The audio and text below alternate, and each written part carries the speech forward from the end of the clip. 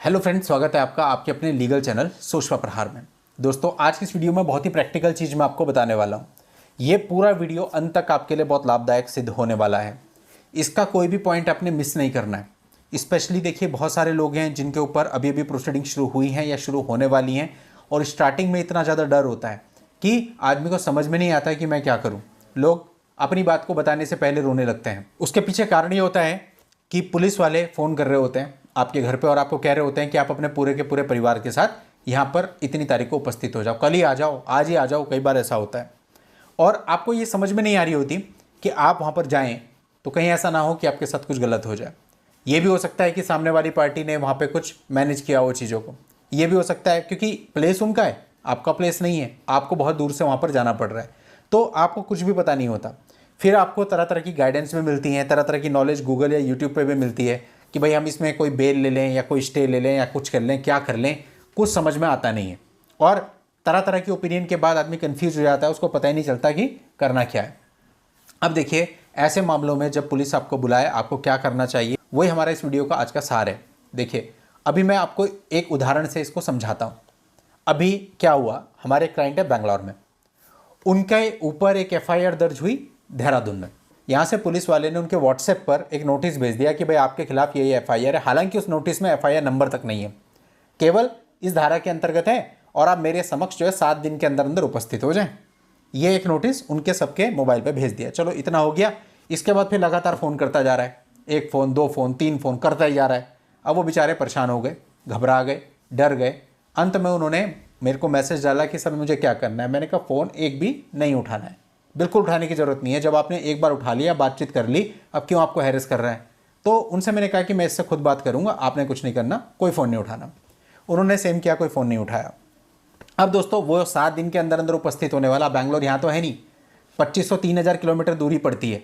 एक बार के आने जाने के 50-60 हज़ार रुपये लग जाएंगे, और फिर उसके बाद रहना खाना पीना भी।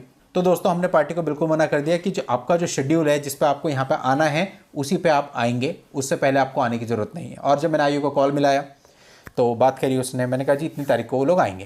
कह रहा अरे ये तो बहुत दूर है, ये तो ऐसा हो जाएगा। बस कुछ नहीं होगा, कोई बात नहीं, 498 की FIR है, मैनेज हो जाएगी। इतनी तारीख को लोग आएंगे, मैं खुद ही आपके पास इन्हें भिजवा दूंगा, कोई प्रॉब्लम नहीं है, आप अपनी कार्रवाई पूरी कर लेना। अरे सर, इसमें 3/4 DP एक्ट लगा हुआ है, ये तो हो नहीं पाएगा। फिर जब उसने ये चीज़ कही तो फिर मुझे बोलना पड़ा। मैंने कहा ऐसी FIR ना सारे थानों के अंदर 1.5 2 साल से पड़ी हैं, उनमें तो कुछ हुआ नहीं, यहाँ 3/4 में पता नहीं क्या हो जाएगा।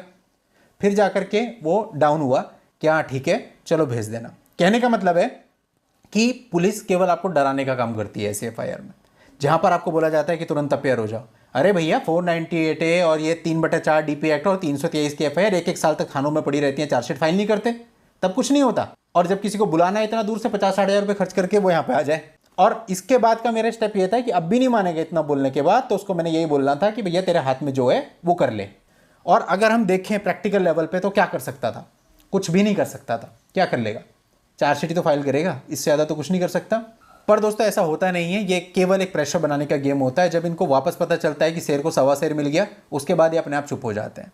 तो जब भी पुलिस आपको कॉल करती है, आप बहुत ही पोलाइटली ये बोलिए उनको कि सर हम इतनी तारीख को आ सकते हैं। वो बोलेगा ना ना, ये तो बहुत लेट हो जाएगी, जल्दी आओ, ये हो। सर मैं आ ही नहीं सकता, मुझे छुट्टी नहीं मिलेगी, मैं कैसे आ जाऊँगा, मुझे मैनेज करना है, टिकट बुक करानी है, पैसे अरेंज करने हैं, सारी चीज़ें मैनेज करके तभी आऊँगा। ना ना ना, फिर देख लो जो भी कार्रवाई होगी। सब आपकी मर्जी, आपको सारी कार्रवाई पता है, जैसा आप चाहें कर सकते हैं। मैं आपको आने के लिए मना नहीं कर रहा हूँ, लेकिन मैं इस तारीख को आऊँगा, इससे पहले मैं नहीं आ सकता, ये मेरी आपसे रिक्वेस्ट है। मैं इतनी तारीख को आपको आकर के मिलता हूँ, दैट्स इट। इसके बाद अगर दोबारा फिर फ़ोन करता है, फिर परेशान करने की कोशिश करता है, तो आपको कॉल उठाने की कोई ज़रूरत नहीं है, कोई दिक्कत नहीं है कैसी भी। हाँ, एक चीज़ ध्यान रखना, जो आपकी FIR हो उससे पहले आप अपनी FIR को समझ चुके हो। ऐसा ना हो कि FIR के अंदर कोई ऐसा आरोप हो, कोई ऐसा सेक्शन लगाओ बड़ा, मान लो 376 की FIR है और आप इस तरह की चीज़ें कर रहे हो, तो फिर गलत हो जाएगा। तो फिर वो एक्शन ले सकता है, वो कोर्ट से आपकी रिमांड भी मांग सकता है, और ये भी कह सकता है कि ये इन्वेस्टिगेशन में जो सहयोग नहीं कर रहे थे, बहुत कुछ कर सकता है। जो छोटे मैटर होते हैं, 498 है, 323 है, और धाराएं लगा देते हैं 504, 506, 3/4 DP एक्ट, ये जो मैट्रिमोनियल से संबंधित चीज़ें हैं, इसमें आपको बिल्कुल भी घबराने की जरूरत नहीं है। इसमें वो आपका कुछ नहीं बिगाड़ सकता, तो कोई भी स्टेप आपको नहीं लेना। एंटीसिपेटरी बेल, स्टे, क्वैशिंग, कोई भी चीज़ आपको तब तक नहीं करनी जब तक आप एक बार अपने IO से ना मिल लें, उसके बाद ही आपको DCR लेना है। लोग गलती क्या करते हैं, लोग आईओ से मिलने से पहले ही कोई एंटीसिपेटरी बेल फाइल कर देता है, कोई क्वेश्चन फाइल कर देता है, कोई स्टे के लिए फाइल कर देता है, जिसका कोई भी मीनिंग मैट्रिमोनियल केसेज के अंतर्गत नहीं होता, क्योंकि मैट्रिमोनियल केसेज के अंतर्गत आपकी गिरफ्तारी तो वैसे भी नहीं होती है अगर सेक्शंस वही नॉर्मल हैं जो मैंने आपको बताया। तो फिर ऐसे में क्या जरूरत है हमें कहीं पे भी किसी भी लिटिगेशन में पढ़ने की? आप सीधा सीधा जाकर के अपने आईओ से मिलिए, आपका आईओ जो भी कहता है उसको आप पूरी बात बताइए, आपके पास जो मोटे मोटे एविडेंस हो वो आप दिखा सकते हैं, ज़्यादा बारीकी में आपको जाने की जरूरत नहीं है। काफ़ी सारे नाम वो वैसे ही हटा देता है। बहुत से मामलों में होता है लड़के के जो बहन भाई होते हैं वहाँ पे नहीं रहते, बाहर रहते हैं, रिश्तेदार बाहर रहते हैं, एड्रेस अलग होते हैं, सारे नाम वैसे ही हट जाते हैं। जो मोटे मोटे सेक्शंस होते हैं जिनका कोई औचित्य नहीं होता वो भी सारे वैसे ही हट जाते हैं। यानी कि फिर उसके बाद कुछ भी नहीं बचता, फिर जो लास्ट में बचता है वो चार्जशीट में आ जाता है। उसके बाद आप क्वेश्चन में जाइए, जिसमें जाइए आपकी मर्जी, लेकिन बहुत ही इंस्टेंट डिसीजन आपको इसमें नहीं लेना है। ऐसा नहीं है कि एकदम से कुछ होगा, आपको प्रॉपर टाइम मिलेगा। और पुलिस अगर किसी भी तरह से आपको डराने की कोशिश कर रही है तो आपको बिल्कुल भी डरना नहीं है। बिल्कुल बोल्ड होकर के बट पोलाइटली उनसे आपको बात करनी है, अपनी तरफ से कुछ गलती नहीं करनी कि आप पुलिस वाले से मिसबिहेव करो, वो उस मामले को छोड़ दे आपके मिसबिहेव के मामले पे कि पुलिस वाले के साथ मिसबिहेव किया, एक मामला दर्ज कर ले। तो इस तरह की चीज़ें भी नहीं करनी। ठीक है, हम कितना भी ऊपर आ जाएं, लेकिन जो एक पुलिस वाला है वो पुलिस वाला तो है ही ना, तो हमें सम्मान तो सबको देना चाहिए। ये नहीं है कि हम ज़्यादा बड़े हो गए तो दूसरे को सम्मान नहीं देना छोड़ दें, तो उसमें प्रॉब्लम होगी। और ना भी हो तो भी हमें ऐसा नहीं करना है, हमें बहुत ही पोलाइटली लोगों से बात करनी है और अपनी बात को रखना है। हाँ, अगर कोई दबाव डालने की कोशिश करता है तो मानने की बिल्कुल भी आवश्यकता नहीं है। अगर जितनी चीज़ें मैंने आपको यहाँ पे बताई ये सारी चीज़ें आप मानते हो, आपका आप ये मान लो 90% हैरेसमेंट तो वैसे ही खत्म हो गया, क्योंकि 90% हैरेसमेंट केवल मेंटल होता है, जो कि पुलिस का फ़ोन आने के बाद आप पर, आपके माता पिता पर और बाकी सब लोगों पर होता है। अगर आपने वो मेंटल हैरेसमेंट खत्म कर लिया तो बाकी तो कुछ हो ही नहीं सकता। चलिए दोस्तों, उम्मीद करता हूँ इस वीडियो में जो कुछ मैं आपको समझाना चाह रहा था आप बिल्कुल टू द पॉइंट समझे होंगे और आगे इंप्लीमेंट भी करेंगे। आज के इस वीडियो में इतना ही। नेक्स्ट वीडियो में नई जानकारी के साथ मैं आपसे फिर मिलता हूँ।